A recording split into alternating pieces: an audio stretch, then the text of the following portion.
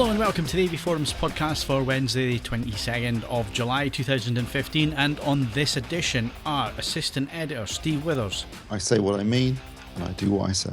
News editor, Mark Hodgkinson. I told you, I'm never going back. And audio reviewer, Ed Selley. I'm alone. I am not lonely. Welcome back to the podcast. It's the start of the school holidays. So if Mark suddenly disappears or you hear him shouting and yelling or stuff in the back, that's because he's got kids to look after, isn't it, Mark? Yeah, well, no, not directly. I've got not today. There's two at home. My wife's here as well, but that doesn't actually help that much. So there's been tension in the house this morning.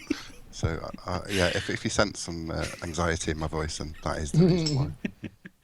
And putting down his cup of tea there is Steve, living the middle-class life and cleaning out cat litter.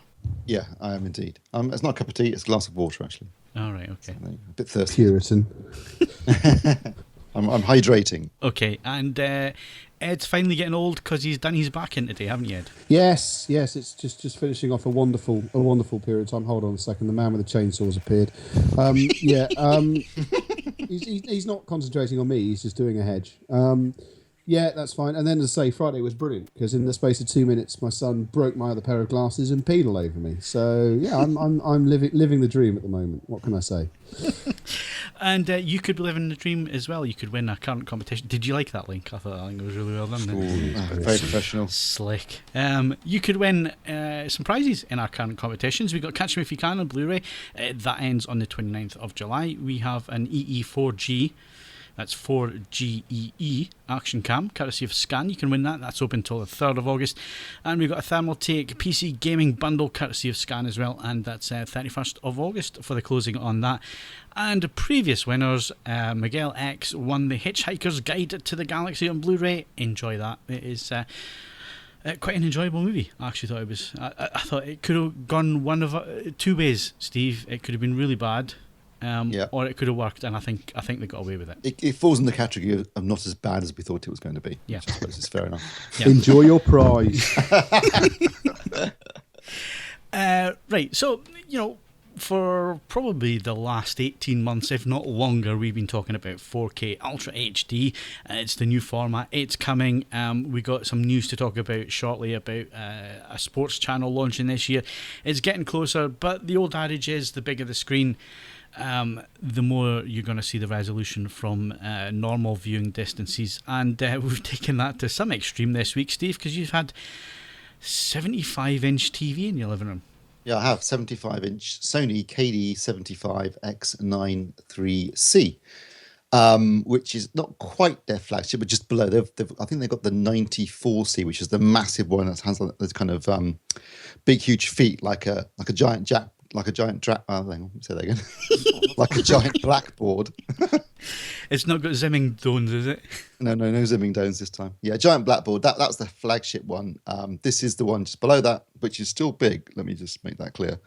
75-inch screen, because it's got the giant speakers on either side. I applaud Sony for trying to improve the sound quality of televisions, but nobody buying a 75-inch TV or a 65-inch TV or most large screen TVs is probably going to use the onboard sound. So it would make more sense for them to do a TV, which is basically a monitor, just doesn't have speakers at all, and then the option to attach them rather than coming with them already fixed, because it's huge. I mean, it's 75 inches screen size plus another good sort of 8 inches either side where the speakers are. And so it's huge. It weighs a ton. Moving around was really, really difficult when it turned up. And I think, a lot of people just won't use them. I mean, they sound great. Don't get me wrong. It sounds really good in terms of sound quality for a TV. But I just think it's adding to the value. It's adding to the cost of the TV. It's adding to the size and the weight of the television. And it probably won't get used by most people. So doesn't make a lot of sense, no. Anyway, that's a minor gripe. Anyway, Steve, that sound's not important. What's the picture like? Picture-wise, it looks awesome. I absolutely think it's superb. And I was really, really impressed with the, confusingly, X93B from last year.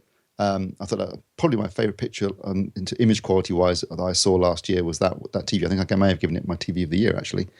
I thought it was a really good picture, very good colour accuracy out of the box, as is still the case. Sony did not include a CMS, but it is pretty accurate anyway, so you don't have to worry about that so much. Once you've got the grayscale sorted out, and that was pretty accurate to start with too. Once you've got that done, it's a really accurate picture. The local dimming is absolutely superb. I'd say it's the best I've seen, possibly even better than Samsung, and theirs is really good too. They use a VA panel on this, so a bit like the Samsungs and the Panasonics. The viewing angle's pretty limited. Once you start going off axis, it doesn't look as good, but certainly dead center, really deep blacks, no haloing at or other 75 inches, you have to get pretty far off to the sides, don't you? So yeah, you would be difficult to be off center on this one. And I'm sat really close too. I've got to say, I'm only probably about 5 or 6 feet from it, which is close for this kind of screen size. Yeah, picture quality is superb. I think the video processing is really good too. I've been watching some bit of Blu-ray action, but also some upscale 1080p television, broadcast TV, which look very good, allowing for the limitations of the broadcast itself. Also, but even things like Hannibal on Now TV look really good too. And that's not the best, what's that, 720p mark, isn't it? Mm-hmm. Yeah. I think, yeah. So that looked really good too. So I've got to say, picture-wise, I think it's a great television. I love the image, and I'm a big fan of, and it's as impressive as they were last year with the previous generation. I think it's a great picture. Where it falls down, a couple of things they've changed. I've never ever been a fan of their menu systems. I think they're impossibly confusing and really not well designed at all. Do you agree, Mark? Abysmal. I just want to pick up on a point there as well when you're talking about the menus. So in terms of calibration controls, you have same as before, white balance control, 2-point, and that's it. In terms of, there's no CMS. There's a 2-point white balance control and no CMS. Right. So how does it perform? Obviously, grayscale for colours and so on. It's very good. Yeah. No, I mean you can get the grayscale pretty much spot on with the 2-point. So I've never felt, although it's annoying that Sony don't include 10-point and CMSs on their TVs. In actual fact, generally, I find that they're really accurate anyway. Okay, they do a really good job. So 25, 50, 75% saturation. That's good too. Yeah. Yeah. No. In terms of the accuracy out of the box and after doing the grayscale, really, really good. So I think anyone buying this TV, you're not going to be disappointed by the fact that it doesn't have quite the wide range of calibration controls that other televisions do, like Panasonic or Samsung or LG. And I found that in the past, haven't you, Mark, with Sony TVs, that whilst they don't necessarily have the calibration controls, they generally deliver really accurate pictures anyway. I fully agree, and after several years of doing this, you get quite thankful when it's a calibration job, and you're doing it Sony TV. I think, is it going to be a piece of cake? Quickly do the CMS. Yeah. Bang, 20 minutes, balance and job done. No, they are doddle to set up, and they are very accurate, and I do applaud Sony in that respect. I mean, yes, it would be nice if they could give you the CMS controls, but ultimately you just don't really need them that much, so it's not that big a loss. What they have done though, and this is where it's going to start getting confusing. First of all, they've messed around with menu system. It's actually it took me ages to work out how to get into the menu, because it's now on the remote control. The button is Action Menu. Apparently, don't know what that's meant to mean, but that's the button that takes you into the menu. And now they've got various different. They used to have. Remember, Mark? They used to have Cinema 1. I think it was in Cinema 2. Now it's Cinema Pro and Cinema Home. So I went Pro's the most accurate, as they say it, the one to use for watching films, but it's the most accurate out of the box one. But it's going to be confusing people when they've got Cinema Pro, Cinema Home. You're thinking, hang on, was that for the store or is that for the home? Then they've renamed the backlight control brightness. Well done, boys. Really? Whilst that is probably more appropriate, and actually calling brightness, what we would call a brightness control is now called black level control. Again, that is actually probably a more accurate name for it, but really confusing for anyone who's not paying attention. In some respects, the menu system now is slightly better because it's not quite as fractured and all over the place, but they've changed a lot of terminology in it. But the overall smart platform, I think, is a dog's dinner. It's an absolute mess. There's too much stuff in there. Too many different systems on top of systems. That it just makes it really. And also, maybe it's because I'm not that familiar with Android, but for me, I've compared to the incredible simplicity of Panasonic's Firefox-driven platform, which I reviewed last week. That was really easy, and it got everything, pretty much everything you want's there, and you can put it on the front page and whatever you want to do. It's dead easy to use. Anyone, your granny could use it, frankly. This, no, it's just so much stuff all over the place, and it just gets confusing.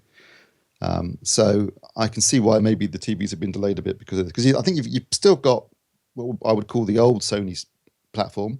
On top of that, you've got the Android TV platform, and then they're going to be on top of that the UView as well. So it's going to get even more complicated in soon. It was a bit like that last year, but they've obviously just added to it with they've just taken what they had last year and dumped some more stuff. Made it worse.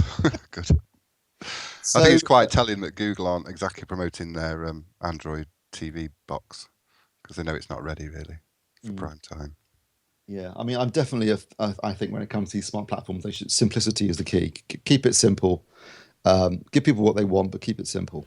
What you're saying is it's the simplicity side that you're having a downer on. It's not the fact that Yeah, it's not finished, because other manufacturers' systems are not quite there yet. Because you mentioned Panasonic, No, I mean, Freeview Play isn't there yet. Samsung still isn't quite right, and LG is still waiting on a couple of bits and bobs as well. Yeah, absolutely. No, there's not the question of the content itself. There's tons of content there.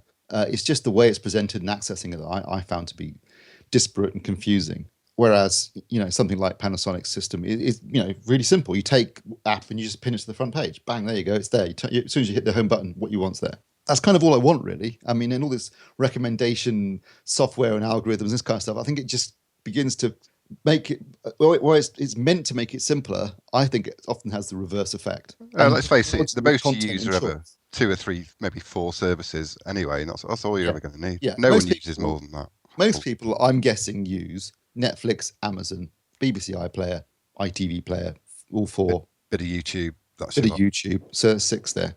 That's about it. And to be honest, everything else is all nice to have, but it's not going to get used. And if you bombard you with content and choices, you get it's a point where you think, I don't know what to watch now. I've got too much choice. Steve, I get that state just looking at Netflix.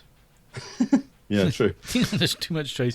And I think sometimes if you give people too much choice, I don't know if you're the same, Ed, when it comes to looking through streaming services and that kind of thing. If you got too much choice, you end up not listening or watching anything. You go on and do something else instead. There is a ridiculous... I mean, yeah, if you fire up the streamer library on the server, I mean, there's about 1,100 albums. You think, I haven't got anything to listen to, and you're just scrolling through page after page, these bloody tracks. And yeah, I know what you're saying. The agony of choice. So yeah, it's a funny old one. Best thing to do for that is to I always find is to actually decide ahead of time what you're going to do with your Netflix, your Amazon TV, whichever services that we're discussing at the time. Just go on, select that and watch it, rather than just sit there idly looking through the menus going, I can't decide. What I tend to do is go through every now and then, looking at what's been added, and then I'll mark it. So then I've got a page of things that I would be interested in watching. He's got a system. Yeah, okay. Right, so wrapping up on this Sony TV, it's 75 inches. I'd imagine that it's going to have a pretty high price tag. Yes, it will cost you just shy of £8,000, which actually doesn't sound that bad, considering. Yeah, but then you could get a really good 4K projector for that kind of money. I'd buy the Epson. That's 10,000 probably, and I still have £1,000 left over. No, yeah, but it's not 4K. £2,000 left over. But it's not 4K. That's true. Okay, in that case, then I could get the you could get the VW 500 for about that price, couldn't you? Yeah. And that is definitely 4K. Yeah, but you wouldn't have put it in your living room, though. That's the thing. I mean, I guess it's Premiership footballers that you're looking at 75 inches, or Americans. They have the room for it. I mean, I couldn't get that through the door. You'd have to take a window out of my house and shove it through a window. It wasn't easy getting it in, I have to say. Right, anyway, so the review should be up on the site by the time that this podcast goes out, or the day after it goes out. It should be up there anyway this week, so go and have a look at that review, and there should be video reviews and video settings as well if you're lucky enough to go and buy one. Still talking about 4K Ultra HD, so let's move to Mark. Mark, BT TV launch their Ultra HD sports channel with some Premiership football. Yeah. I'm not that happy talking about it, having signed up for Virgin for another year. Hey. I will move on. I'm bigger than that. I can cope. Yeah, so we knew it was happening, and we knew it was going to be sport that would be the attempted Kickstarter for Ultra HD in the home. BT Sport, as expected, are first out of the box. I don't think they were expected. I thought Sky were going to be all over this. It's always going to be BT since the last few months. I think BT have got more to prove. Do you think Sky is sitting back saying, all right then, let's see how you get on with this? Yeah, let's see how you get on. I mean, you're going to need, which wasn't as part of the press release, we're going to need a 44 megabit allowance. No, you need that. I read the press release. That's your minimum. That's your absolute minimum. 44 is the minimum. Yeah. Right. Well, so that means because it's live. Apparently, there's some. It can just cause issues. It can have like these data kind of explosions. So they need an awful lot of bandwidth. I mean, baseline's about 20 to 25 meg. for the video stream, but it's multicast as well, so you need a lot of space. So it's you were talking, not many people are going to be able to get this. Well, the other thing is the receiver as well. I mean, they're leaving this really, really close to the wire here to get this box in the house as well. Well, yes, so that was the other part of it. There was they've announced a BT U-View box, which is capable of it. So it's obviously, it's not coming over the air. This is coming through the internet connection. Now, it's not even clear whether this UV box, I don't think this UV box will record the Ultra HD even. It can only play it back. It might be able to pause it, but as far as I can work out, you can't actually record. So you can only record well, I would have thought those HD. At those data rates, although it's a 1 terabyte box, I would have thought at those data rates it's kind of difficult to do. I'm surprised that they're not compressing this at all. Well, it's obviously a bit compressed, but yeah, not as much so as, say, the Netflix action and the Amazon stuff. But yeah, so there's massive technological challenges before you can even consider getting this service. A lot of BT Infinity does not get to 44 meg, as you can see from the off what's its results. Who was it? Ofcom. Yeah, you can see that BT Infinity rarely reaches those speeds. Off what's it? Yeah, off what's it. The cheese department. yeah, the corn snack. But you know, £15 a month, it doesn't sound too bad. You get all the rest of the sports channels, 47 channels, including. Yeah, but you got to pay for the internet connection, so that's going to be a fair bit. Yeah, that's the big. Yeah. That's going to be a Infinity Unlimited, really, isn't it? Because what do you pay for Infinity? I don't know, but you're talking 20 odd quid, 25 quid, and then 15 quid on top of that. So it's not cheap, and it's not going to be easy to get. And you got to buy a 4K TV as well. You got to buy a 4K TV. Although if you want an LG, you get a £500 voucher in the box with your UV box. But yeah, you know, it's the start, isn't it? It's the start. First game is Arsenal-Chelsea in the Community Shield, followed by United and Tottenham on August the 8th as the season opens. They haven't told us much more. They're doing the MotoGP, Silverstone, a few other games listed. But yeah, I mean, it's the start. Is it Ultra HD 4K at 50p? That I don't know. I haven't found the information on that. I would guess so. 709 colour space or 10-bit video? Yeah, it'll be Rec 709. It's all going to be the usual stuff then. Yeah, it'll be 8-bit Rec 709. 20 to 30 meg. Yeah, you guess it could be. It could be 50. It'd have to be, I think, or is it motion? It's going to be awful, isn't it? Otherwise. Yeah, but it's not going to be any more than 8-bit 709. That's for sure. No, for sure.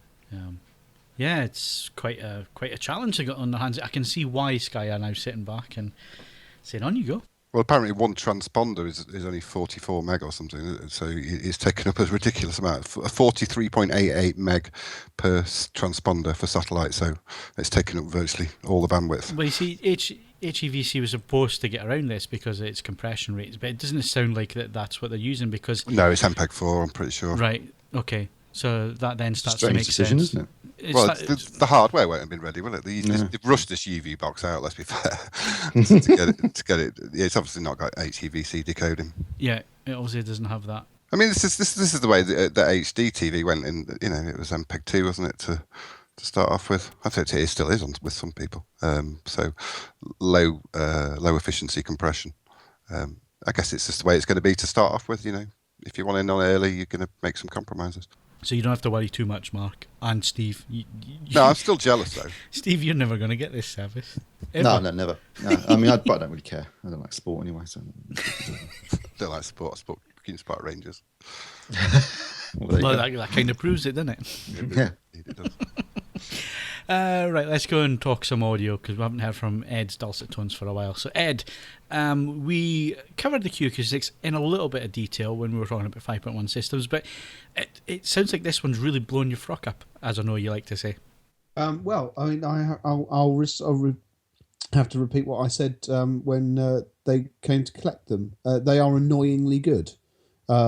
You know, it has been joked in the past that, you know, I review products and a lot of stuff gets a recommended badge and so on and so forth. So I set out to be as demanding as I humanly could of these speakers. I ran them at antisocial levels. I demanded, I judged them against items that were vastly more expensive. Did all sorts of things, and you know, I was able to essentially, you know, establish that the subwoofer has to make do with being just pretty good.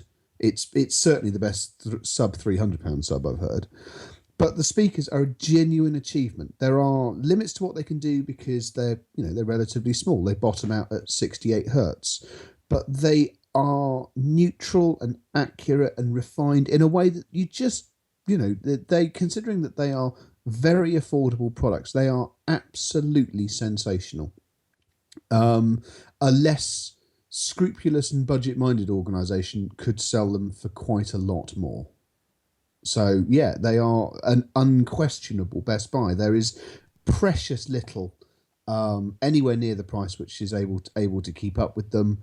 I would honestly say you'd be looking at Tannoy's Mercury and Acoustic Energy's 100 series, both of which are about an extra 250, 300 quid to stay up with them. They are really genuinely exceptional loudspeakers. I just wanted to bring up a point, Ed, which was, how did you test the 5.1 system? Because in the photographs you have this centre model there. Did you use the centre speaker, or did you use 5 of the satellites? No, I used the centre. That is the package as sold. Satellites, left and right, front and rear, and the 3090 centre is supplied as well. You could buy one of the satellites, though. Could you use single? I haven't seen them for sale singly, but I'm sure that it's probably possible. That's the way I would go. I would go with 5 satellites rather than the centre speaker. You're changing the front downstage too much, I think. Especially with subsats. It's pretty even, I'll say that. It's very, with most material I tried, it was precious hard to work out where one was beginning and ending. So, but interestingly, if that is your bag, I don't know if this is the segue you were looking for, the other speaker review that's going up this month, SVS Prime 5.1, that is something where they're clearly in line with your thinking, because that is 5 identical satellites. Yeah, interesting. I'm looking forward to reading that review. I haven't read it just yet. Checked that the copy's there, but haven't read it yet. So interesting to see what you think of that, because I know that you're more of a floor stander and add the 3 other speakers. I have a lot of time for a good pair of stand mounts, but I have to say, as you know, I'm not wildly keen on using subs for music, so having a pair of speakers which, when you want to just listen in 2-channel, they're able to do something approaching full bandwidth, that's something I always find appealing. But it would be meaningless to say that those 3010s, even though they do bottom out comparatively early on, it would be wrong to say they're anything other than seriously good in stereo as well. Cool, good stuff. Nice to see the British company designing things and doing things right, and at the budget end of the market as well. So yeah, we got to applaud that, and we will be looking at some British made subwoofers next month, I believe. Steve and Ed, I think we're looking at that. So that's the plan. Yep. So yeah, so it'll be interesting. I mean, I've got one of their old models, so looking forward to seeing how that improves on that one. And yeah, we'll have all that next month. So before we move on, it was a question on the forums. Wasn't quite this question, but it was along similar lines, which is, which would you buy? The extra speakers for Dolby Atmos to add to your system, or a new projector? And if it was me, it'd be a projector every time, because I've said this umpteen times, there's hardly any content for Atmos. It doesn't really make sense to be spending an awful lot of money on that just yet.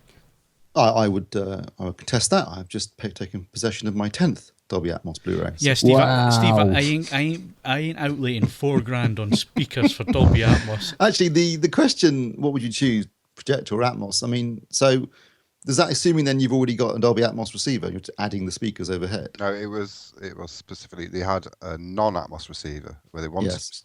They were thinking of upgrading the receiver. You're buying a receiver. The choice was upgrade the receiver. The receiver upgrade was a given.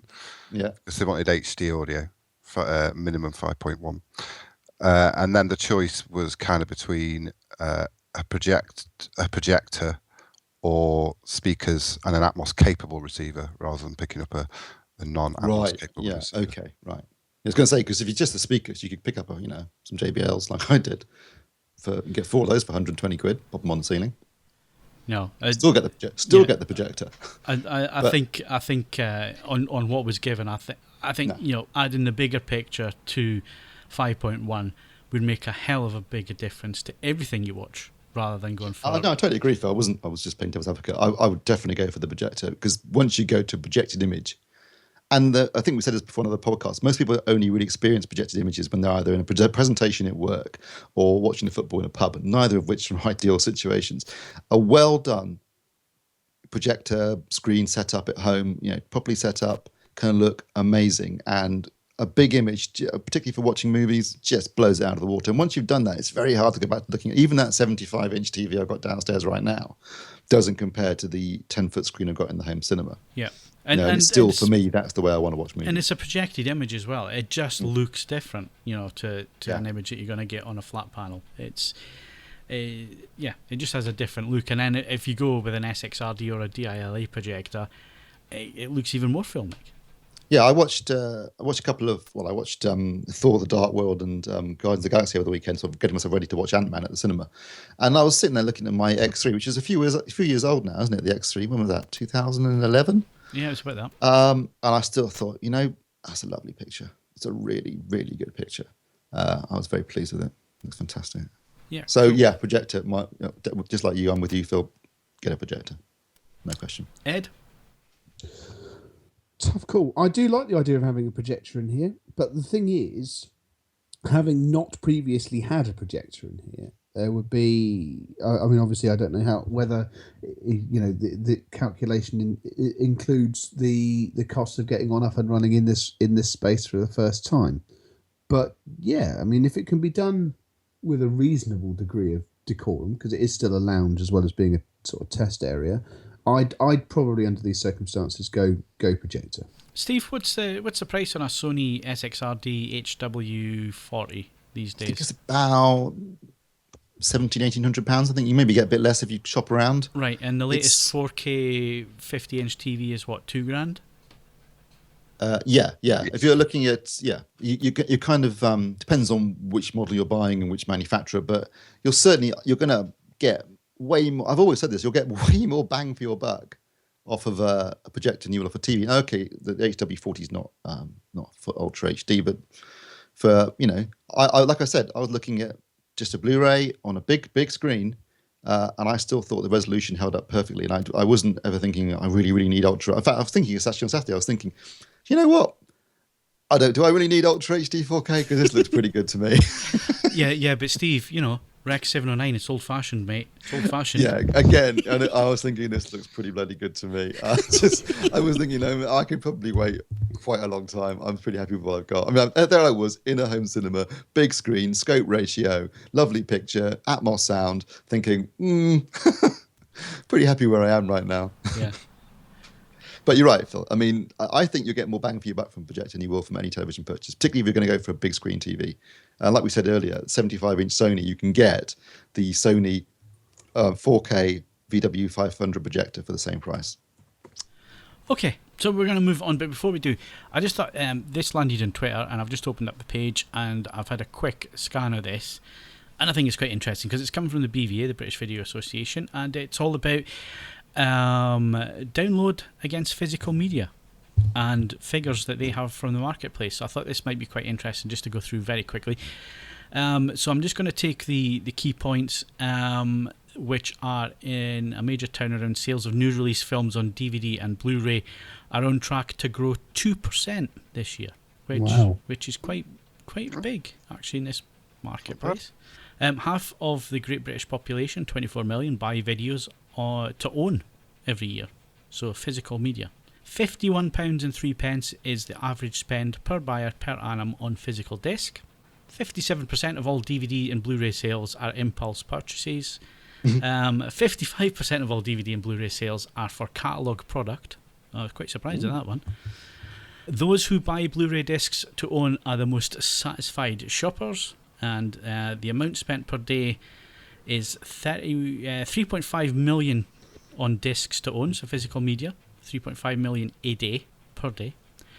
400,000 per day digital to own, so digital download, and £300,000 a day to rent a disc. So, we were decrying physical media, but it seems to be performing quite well on those figures. Is it still more being spent on physical than on... Yes, it's 2 to 1. Yeah, that's good.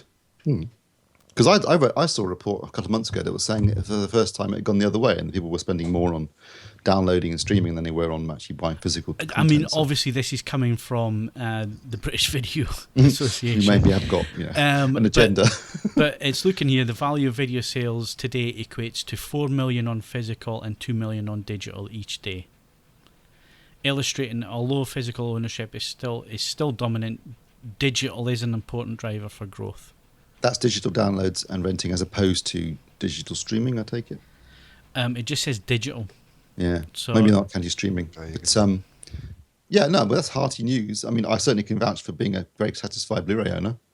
You know, my Blu-ray was really good. Smug almost. I was feeling pretty smug on Saturday. But I mean, there is quite a good bit here, which is just AVForums membership to a T. Owners of 4K TVs, Apple TV, Xbox One, PS4, men aged 25 to 34 are the most knowledgeable and engaged with film. Well, we know that. Just an AV Forum members and they covered it. And another one, which is quite interesting for video on demand, 28% of people asked wished there was a way of watching a TV show or film at any time, any place, on any device. So getting quite switched on. 1 in 3 say films are important in their life. And, well, where was the one about the full UK population, which I thought was also very interesting when I read it quickly. 52% of the population understand what a digital download is. And wow. If that's for the whole population, that's quite a move. That's quite a move on. What percentage of DVD and Blu-ray sales are on the back of gift vouchers? It doesn't say it. It just says impulse purchase was 57% of all Blu-ray and DVD is an impulse. I guess that plays into the supermarket side of things. And there was this was an event which was held, would have been last week now. It's just been reported on today, and like I say, I'm just quickly scanning through this, but there was somebody from the is one of the supermarket chains or somebody that looks after all the supermarket chains saying it is still a major driver for them in terms of sales was physical media, be that video games, videos, DVDs. They sell them quite cheap, don't they? They put them at the front of the store and sell them cheaper than the specialist shops and get people in. Yeah, so interesting, because I think on this podcast we get quite focused on certain areas of the industry that are important to us, and we forget that you know population wise, physical media is still really, really popular, even though the majority of us here are more and more going towards streaming and digital downloads and that kind of thing. So you'll be happy with that, Steve. Very. Sorry, can I just pause for a second, Phil? Cat's meowing, and I'm a bit concerned there's some either dead or half-dead creature in the lounge. wait a second. She's looking pleased with herself. Satisfied. Well, at least there's a cat bringing that in, another girlfriend. There's no bunnies getting boiled in the So pot. I married an axe murderer. Okay, no, all fine. I think we were just saying hello. She wants something, Steve. Right, so anyway, as I was saying, Steve, before we got sidetracked there, you'll find this interesting then. Yeah, absolutely. No, I mean, and encouraging too, actually. Quite encouraging, because I think we've been ringing the death knell for physical media for some time, and I'm glad to see that's not actually the case. People are still buying stuff. I mean, even if it is just impulse purchases while they're standing in a queue at the supermarket, at least they are buying discs. I'd be interested to see how many Blu-rays actually get sold in a year or in a month. Obviously, that's the area that most interests me, and would probably, I guess, dictate how successful things like 4K Blu-ray would be. But it's still good to see people are buying physical media. Yeah, I've looked through this again. It doesn't break it down between Blu-ray and DVD. It just clumps them together. But does bring up a thing I mentioned to you this morning, which just carries on from something that Mark was talking about last week with his Android TV boxes, which that people have been, not everyone, but some people maybe are watching stuff for free. What's also happening a lot is that people are using their friends or relations' logins for things like Netflix as a way of streaming content for free. So there's probably a vast amount of content that is being consumed, but for which there are no. Yeah, but then I think I don't think Netflix are lax, but what you do is you pay for the number of logins that you can have, don't you? So you are allowed to. I think you're allowed to have. Is it 6? 4 logins. Is it 4 logins? Yeah, 4 logins. Two concurrent uses, I think. It's one of those Kenny logins. Yeah. I'm sorry. I'm here all week. Don't forget to tip your waitress. Yeah, back in the danger zone. I don't think Netflix really care, actually, because I think they're No, I doing don't about it. think. It's more Now TV that are quite firm on how many things you can log into, isn't it? I've discovered. Spotify's extremely tight on it. Very tight. It always used to be that it would instantly stop if you... Yeah, well, they have to be because they've got Apple in the case, haven't they? And Apple will bring up anything to try and close them down, especially the free stuff. So I think they have to be really careful, don't they? Yes, I think you're probably right. Spotify are doing a family thing now. Oh, no, it was Tidal. Yeah. Yeah, although I think Spotify... $14.99, don't I think the good news is all round is whether it's music or movies or whatever, is people are consuming more content in more ways, enjoying it. And whilst I don't necessarily approve of watching films on a phone, if people are at least are buying and watching the stuff and it's selling well, then there's more incentive for people to make more things, be that albums or movies. As long as people are paying for it. And I think we raised this last week. I think it's a generational thing. I think if you ask anybody in their 20s, they'll expect it for free. You know what I mean? I think, a young generation will expect content for free and will watch a film on a phone, whereas I pay for everything and would never, ever, ever think of watching a film on a phone. Occasionally I have to watch them on planes, and that's the limit I'll go to, You crazy old fool. Well, yes. I'll give it that, to be honest. So what's your thoughts, dear listener, on those figures released? Obviously, pinch of salt, it did come from the British Video Association, but still interesting figures from a survey that they've done. Is there still life in the old dog yet? Physical media, is it going to be around for a long time? I mean, just look at vinyl. Vinyl is still around, so are we still going to have DVD, Blu-rays, CDs in 20 years' time, or will everything be digital? Personally, I think everything will be digital. I don't think we'll see many physical formats surviving, but I think the only reason vinyl's really survived, Ed, is that there was the nostalgia side of things, but also that there was a quality issue in terms of sound quality. Which, there's that, and the other thing is that as in terms of its degradation over time, stored correctly, it'll outlive any other physical media because it doesn't have the same pressures upon it, and that is a big difference as well. And it's fairly complicated to build a phono cartridge, but every other part of it is fundamentally simple. It's just good engineering practice. There's no witchcraft, no wizardry. You can't imagine a Blu-ray mechanism being done as a cottage industry thing. It's just not physically likely. I mean, I don't want to say impossible because impossible is an overused word, but it just doesn't seem... I don't think it would hold the same sort of nostalgic, performance and then potentially arguably performance cachet, and it would just be so much harder to make them on a small scale, whereas vinyl has that survivability, and I think that's an advantage for it. So no, otherwise I can't see any other physical formats surviving. There you go. Simple yes or no would have sufficed, but yeah, thanks. Anyway, I think we spent enough time on hardware this week. Coming up next is games news.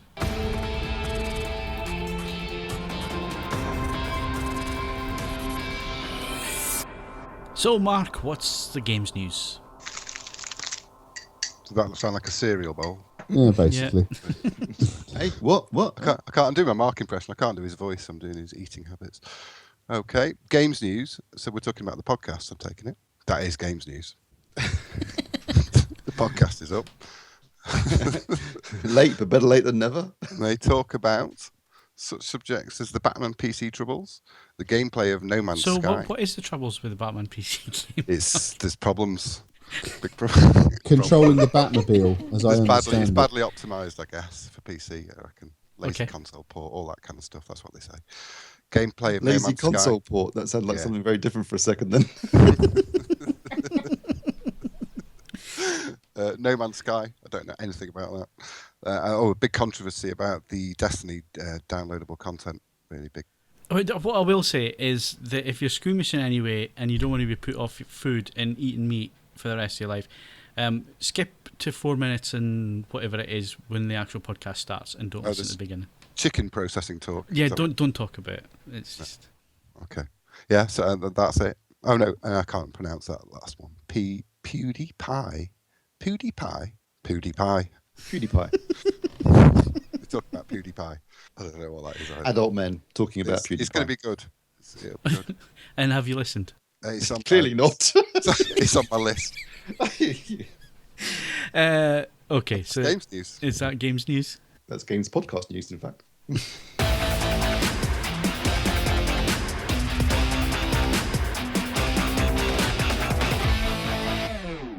Steve, what's at the cinema? This week, Phil, I went to go and see the 12th Marvel movie in their new Marvel Cinematic Universe, which started obviously with Iron Man back in 2008. And this week, Ant-Man opened. Not one of their... Actually, in fairness, most of the films are based on their big-name characters because they sold all those when they were bankrupt in the 90s. So Spider-Man and the X-Men and Fantastic Four all got flogged off, which meant when they had to launch their own group of films that they were somewhat lumbered with a bunch of what I would class as B-list titles that I perhaps hadn't even heard of. I wasn't that familiar with Iron Man when it came out. But as it happens, it was a big gamble and it paid off because Iron Man was a huge hit.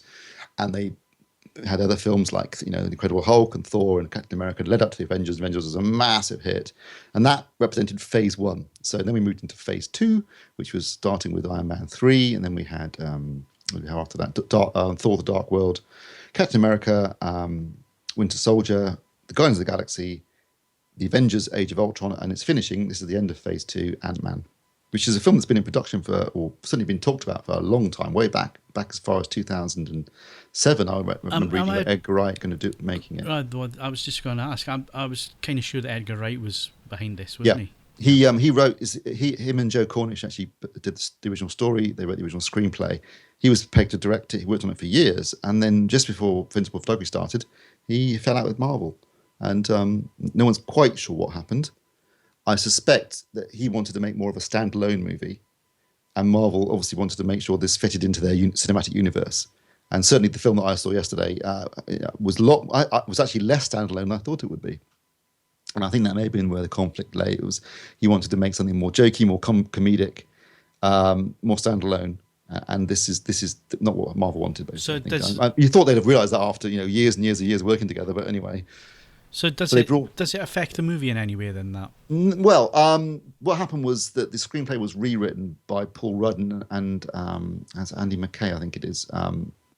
How much they've changed, I don't know, because I haven't seen the version of the screenplay by Cornish and Wright. But the result, at least I can say from my experience, I thought the result was thoroughly enjoyable. I think actually it really works as a standalone. I mean, there are elements in it that tie into the overall universe.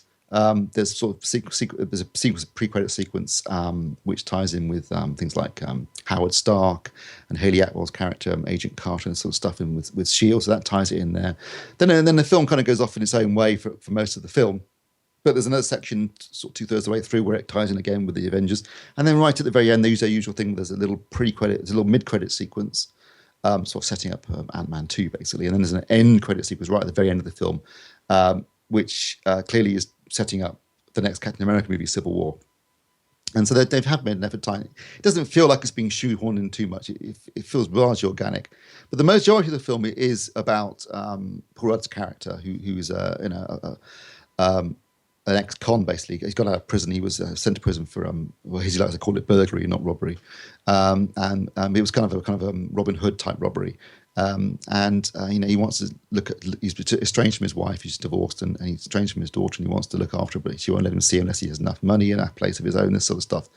And he's trying to go straight, but he ends up getting involved with Hank Pym, who's played by Michael Douglas, who was the original Ant-Man. So it's kind of that bit's kind of shown in flashback a little bit in the film, but it's basically about this new character's struggle, and he gets involved with him, and there's a plot to basically steal this technology away from the villain of the film. And so it's largely a heist movie to a large extent, and it's quite comedic in places, but not overtly so. There's some comedic characters in there. It's funny. I found it to be a very enjoyable, fun 2 hours. Even if you're not immersed, I went to go see it with Laura. She's not immersed in the Marvel universe, and she found it to be very enjoyable. I think Paul Rudd's a very charismatic leading man. I think he does a great job. It's got a superb supporting cast. You've got Michael Douglas in there. You've got Evangeline Lilly in there. Various minor characters. Michael Pena plays a very comic character in it. And overall, I think it really worked. What they do quite cleverly is that after so many what I can only describe as big, epic Marvel films, where you've got well, for example, Age of Ultron, where you've got thousands and thousands of robots and whole cities being lifted off the ground and smashed into the ground and this sort of stuff. This is deliberately small scale, not just in terms of the plot, but also in terms of the action, because the thing about Ant-Man is that he shrinks to very small size. So the climactic battle in it takes place in a kid's bedroom on a Thomas the Tank Engine toy set. And it really works. It's funny, but also exciting. So actually, I think whilst the character intrinsically sounds a bit silly, and they do address that quite often in the film, I think it really works as a standalone movie, and as part of the Marvel universe. It really works, and it is fun and entertaining, and funny in the right way, not overtly comic, but certainly there's some laughs in there. Good action pieces. The special effects are great. The stuff when he's shrunk to small size is really done well. I saw it in 2D, but I can imagine it would really work well in 3D. Because obviously those sequences are all CGI anyway, so the post-production conversion would work well.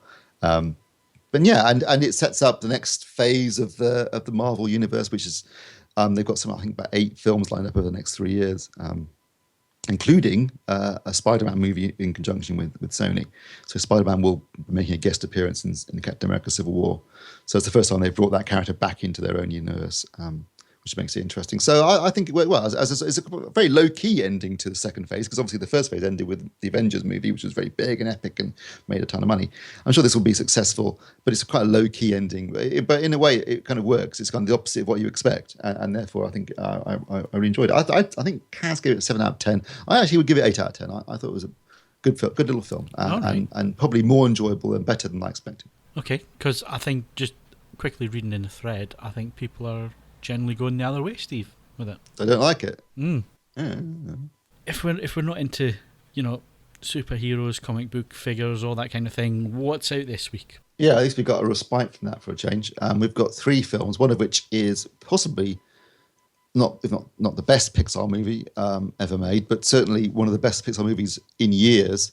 And it's Inside Out, which is a film basically that takes place inside the mind of an 11-year-old girl, which might sound like a strange concept, but it's about emotions, and the emotions are actually represented by physical characters inside her head. And from reading the review of the film by Kumari, she gave it 10 out of 10, so she really likes it. And she said, like the best Pixar movies, it's both funny and emotional. You'll be crying one minute and laughing the next.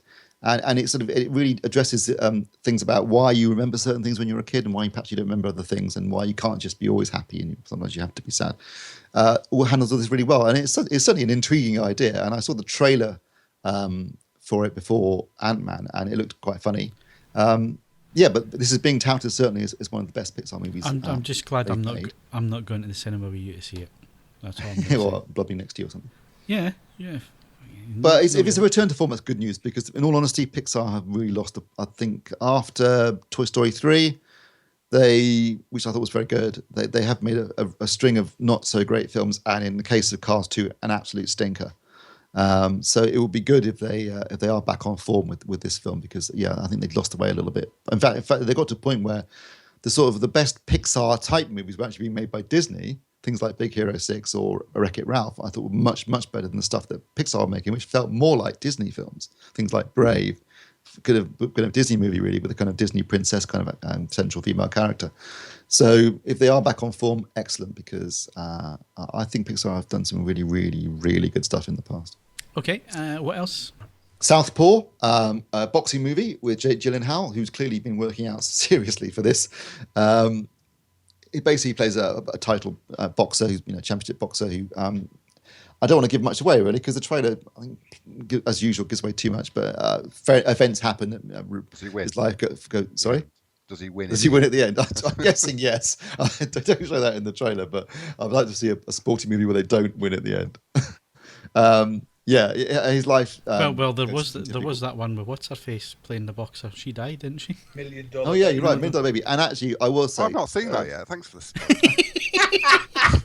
That was on my list as well. All right. Well, Friday Night Lights is one of the few exceptions I can think of where the team don't win at the end. Okay. It's still. There was that one with the swimmer where he died just before he got to the end. He just floated to the end. I'm not sure he might have still won, but it was close. What was No, that? seriously, I can't. I'll look it up. There was it was a swimming movie. He had this terminal illness, and he got to the big. I presume it was a long time ago. The Olympic race, and it's like a 400-meter thing, and he dies on the last bit. But he's obviously floating still. I can't remember whether he won or not. Oh, it was an agonising second. You shouldn't have made this up in your head. No, it's true. What's it called? I want to see it. A floater. Float too. Bob. I'm going to look it up. I'll be back. Yeah, anyway, so he plays the boxer. Various events happen to tear his life apart, and then he has to rebuild it and reach some sort of redemption at the end, presumably by winning a boxing match. But looks Santon Fuqua, who directed it, who made things like, what did he make? He made, I think he made Olympus Has Fallen and Tears of the Sun, stuff like that. Anyway, looked quite good. I'll probably check it out the weekend. And finally, Maggie, which is a Schwarzenegger film where he plays a father trying to take care of his daughter who's been infected by a zombie bite. Commando 2. Yeah, Commando 2 with zombies. Yeah, so it's a post-apocalyptic event, and he's trying to protect his daughter who's gradually turning into a zombie. Does not sound like a laugh a minute, I have to say. Apparently he's supposed to be really good in it, though, isn't he? Well, it's all relative, isn't it? Schwarzenegger's good in it. Well, actually, I would have said, bizarrely, that Schwarzenegger's probably the best actor in Terminator Genesis. So, who knows?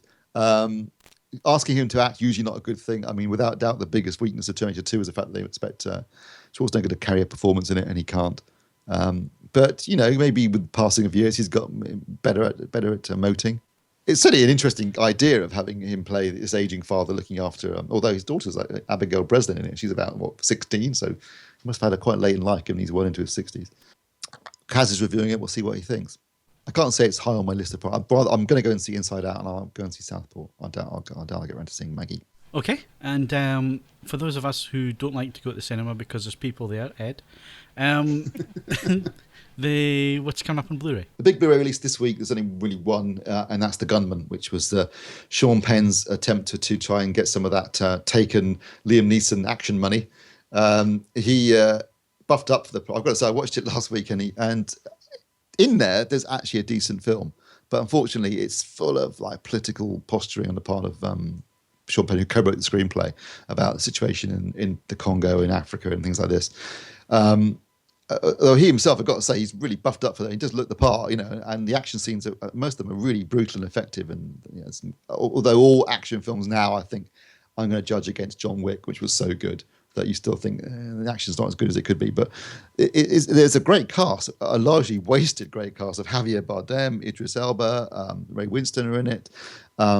You're kind of thinking like they could have done a better. The problem with it is it could have been so much better if they patched less of the politics and more of the action and other elements of the film, where he's dealing with having a historic head injury, which is causing him to have head trauma and concussion and blackouts, which is an interesting aspect that he didn't really play on that much, other than to put him in jeopardy, basically.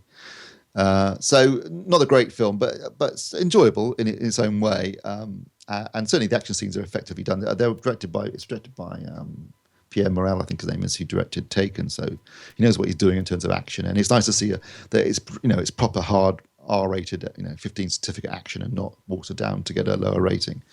It's got a Dolby Atmos soundtrack, which is probably the big selling point of the disc itself. And whilst not the best Atmos soundtrack I've heard to date, certainly it is used effectively in certain scenes, particularly when he's dealing with his concussion and head trauma, and the sound kind of compresses around you, and it really disorientates you as much as the character is, and really kind of, you do feel like you're almost inside his head at some points, and that's very well used. Otherwise, it's the usual stuff: planes flying overhead, bullets zooming around the room, explosions. But certainly it does add an element to the soundtrack, and some of the sort of jungle scenes in the Congo, it adds a bit more atmosphere and a bit sort of spatial awareness to the scenes, which is quite good. So it's not the most showy of Atmos soundtracks, but I think it's quite well used in places. And so it's not a great film, but certainly it's a fun, enjoyable action romp, and with a great picture and really good sound. Okay, thanks for that, Steve. So let's go back to Mark. And Mark, you went and did some research on this film about the guy who floated past the finish line. Did it exist? It was called Last Feelings. It's Italian. It was an Italian movie with English dubbing. Hang I on. can't- Why were you even watching this, Mark? I was 8 or something. I don't know. I can't remember. It was my sister's. It was my sister that was obsessed by it. She was this and The Champ, the one with the boxer dies as well. Oh, So yeah, she yeah. liked these tragic things. And I don't know. She used to watch it endlessly. It wasn't really my movie, but it's the story of a backstreet boy who, unwanted and unloved, rejected by society, his teachers, and finally his adopted family, had one burning ambition: to become someone. There was Claudia to help. A first experience in the joy of young love. Diego proves himself a swimmer against You were all the watching it odds. for tits, weren't you? Against all the odds. Shagging in it. He becomes the championship hope of the very people who rejected him. Last Feelings is one boy's dream of happiness that turns to tragedy. He had so much to live for, but so little time to live it. I've God, spoiled that the sounds end. I've depressing. spoiled, it was awful. I've spoiled the end for you as well now, so he does die. And float to the What end. a But I dowd. really want to know whether he finishes first or second. You know what? There we I'd go. rather go and watch Theodore Rex than that part. At least the other works has some unintentional laughs. I mean, Oh, this definitely- does. No, that's the funniest thing I've ever seen in a movie when he floats down that last one. Like, I used to laugh at it, and my sister used to get really wound up about it. well, she's like blubbing her eyes out, and you're pissing yourself I thought off. it was hilarious. Anyway, I'm glad it existed because I thought I might have been going mad. But I assume then, since you mentioned it, the champ, he doesn't win in that either, does he? Because he dies. I didn't watch that one, but he does die. Yeah, it's a similar idea. I think it came out just after The Champ, so it was like the Italian. Should we be giving away spoiler warnings? I don't know. I'm Can not you sure watch anyone's one gonna of watch films this that's like 30 odd years old? I don't know. Is that really You can't even valid? buy this one. Oh, that's a shame. It must be on YouTube somewhere. It's not even on YouTube. What's it It called might again? be. I'll have a look. Last Feelings. It's Last Italian. Feelings, yeah. It's Italian. It's a crap title too. Was it really badly dubbed? I can't. It must have been. I can't really say I paid it that much attention. But yeah, I imagine You was watching it on like crappy old VHS tape? Yeah, it was a VHS for sure. There's been no DVD release. Unsurprisingly. Yeah, Definitely no Blu-ray. you should have watched it on Betamax. At least the picture quality would have been better. We did have a Betamax player. It might have been a Betamax. Thank you for that, Mark. You've expanded my film knowledge. There you go, yeah. That's a Never, movie ever you want didn't to know see. about that I did. Right. Okay. Sorry. I have an ethical dilemma, and it's an actual real-time ethical dilemma. I have the wherewithal to act on it pretty much instantly after comments come in. Where do, first of all, my fellow panelists and then other people listening to this stand on torrenting something that you already own but in a different format? I mean, in my case, I'll give you the specific context of that. It is there's been a recent update to the streamer that I use that's now capable of playing DSD files. Now, the vast majority of these at the moment have come from and none of this is a lie, come from specially adapted first-gen PlayStation 3s that were SACD capable. They've been modified so they can actually rip the DSD layer of the disc off and it be then turned into DSF files, which can be played by the streamer. So the context of how they came to be is fairly dubious, but I already own this album on vinyl, and furthermore, it wasn't a used copy bought, so it was a brand new artist receives royalties copy of it. Right. Okay. There is no means of I need to stress, if I wanted to buy the SACD, there is one copy for sale in Europe at a princely sum of £115. So, I mean, obviously, we cannot in any way, shape, or form endorse piracy, but I have already paid. I don't think to it own makes. this I album. don't think that makes any difference, Ed, because that's a bit like saying you already own the Lord of the Rings trilogy on Blu-ray, so you're not going to pay for the extended editions because you've already paid once for them. Well, no, but then that content is physically different. This is minute to the second the same thing. Only the format changes. No, I still think you have to pay for it. Even though that's almost impossible to do. Yeah, And actually, it doesn't exist. It's like in if the you manner bought it's played. it's like if you bought it on cassette tape and then thought, well, I'm gonna pirate the CD because I already own it on cassette. I've paid for it once. I think different formats or different. I think you have to pay for it again. Except in that case, it's almost impossible because even after I've bought the SACD, Phil, I'd have to carry out a process which is, well, essentially since that new High Court ruling last week is also in its own way. You're not supposed to now be ripping your own music. Yeah, I mean you're just highly illegal. Well, yeah, it's good to know. And Yeah. I think if you were looking at the specifics, I think to be fair, you'd have to pay for it again in the ideal world. I know where you're coming from, but I think If you were going to be consistent in your approach with things, then you'd have to say that. Fair enough. It doesn't mean that doesn't mean I agree with it, but I think if you're going to be consistent, then you have to be consistent. Well, I think you're not going to have a lot of choice here, are you, John said? Well, Ultimately. I mean, You'll overcome any kind of I mean, resistance. what you're trying to do here is you're trying to shovel off your guilt onto other people. to be honest, and if they agree with you, have to say, then you more can feel than, less more guilty. than guilt or any of that, I greatly dislike torrenting, not least since my elderly laptop, which I used to use, as it used to just sit and do mainly it used to assist my wife in finding bits of music that weren't otherwise accessible for teaching purposes. But the idea of actually using my own computer anywhere near a torrent is not an appealing one, it must be said, because all manner of unpleasantness seems to follow and populate it as well. Yeah. So it's, as I say, it's more that we're in a ridiculous position at the moment where there's capability among bits of electronics to play certain bits of material which are totally and utterly unsupported by the labels that are supposed to be producing it, which leaves you in these sort of peculiar positions. But I've still got it on vinyl, so it's not the end of the world. I maybe don't agree with my own advice there, but I think if you're being consistent, I think that would have to be the consistent answer. What about if you took your vinyl and did a high quality, high resolution rip of the vinyl? Well, that's thankless, but yes, Well, you could do that, right? That's still technically illegal as well. But I can't. But see you wouldn't have any anything. issues with doing that, would you? No. Well, other than the fact Well, it's one of the let's- most ball achy sort of things you could possibly do. Well, Yeah, let's just it's- face it. Look, if it's behind closed doors, whose business is it anyway? Well, there is that. Yeah, you're not going to sell it, are you, or anything like that? No, so- no, I have no interest in profiting from it. And let's face it, everything else that goes on behind closed doors, Ed. Have we helped you with your dilemma, or are you waiting on forum members who you think are going to be a bit more sympathetic to you? I would be interested to see where people stand on this. I mean, specifically, anyone who is in a position also that has either by USB DAC or whatever the wherewithal to play DSD files. Have you bothered in so much as have you actually secured a legitimate DSD file to have a play about with it, or is it, is it something where at the moment, I regard it as, if you like, it's a sort of abstract capability because it's almost impossible to get anything to actually play with it.